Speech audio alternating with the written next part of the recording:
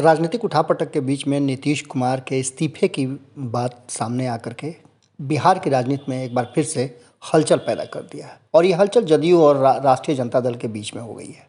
आपको बता दें कि बिहार में राजनीतिक उथल पुथल बड़ी तेज़ी से हो रहा है और इस उथल पुथल में कहीं ना कहीं नीतीश कुमार केंद्र में है, चाहे वो विपक्ष हो या फिर उनके सत्ता में बैठे साथी हों।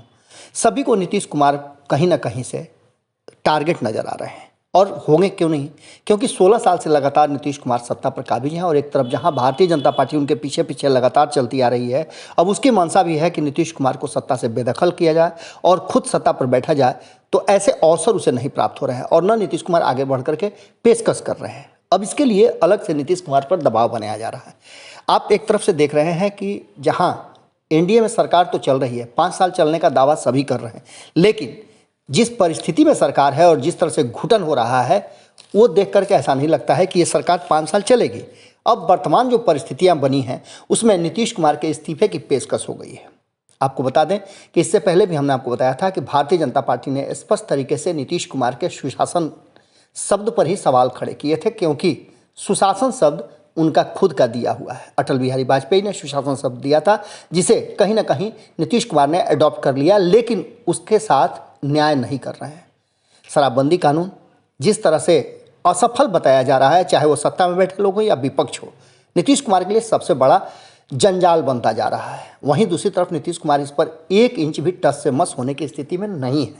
हाल फिलहाल में जिस तरह से नालंदा में जहरीली शराब से लोगों की मौत हुई है, इससे पहले भी गोपालगंज में आपने देखा कि किस तरह से लोगों की मौत हुई, और कई ऐसे मुद्दे हैं शराबबंदी को लेकर के जिस तरह से पुलिस प्रशासन पर उंगली उठ रही है, नीतीश कुमार के सरकार पर उंगली उठ रही है, उसको लेकर के जहां विपक्ष तो लगातार सवाल खड़े कर रहा था, वहीं इस बात को लेकर के 2 दिन पहले ही आपने देखा कि किस तरह से जदयू और भाजपा के बीच में तलवारें खींच गई थी। अब इन सारे मुद्दों को लेकर के नीतीश कुमार को नैतिकता के आधार पर, जबकि नीतीश कुमार अक्सर अपनी नैतिकता का प्रमाण देते आ रहे हैं और नैतिकता पर कई बार इस्तीफा दिए हैं, तो इस बार जब उन्हीं के शराबबंदी को लेकर के लगातार लोगों की मौत हो रही है और जहरीली शराब बिहार में एक व्यापार की तरह, काले व्यापार की तरह आगे बढ़ रहा है, तो ऐसी स्थिति में नीतीश कुमार को सत्ता में बने रहने का अधिकार नहीं है। ये बातें राष्ट्रीय जनता दल ने कही है। इस पर प्रतिक्रिया जदयू की तरफ से भी आई है, लेकिन भारतीय जनता पार्टी इस पूरे मुद्दे पर चुपचाप है।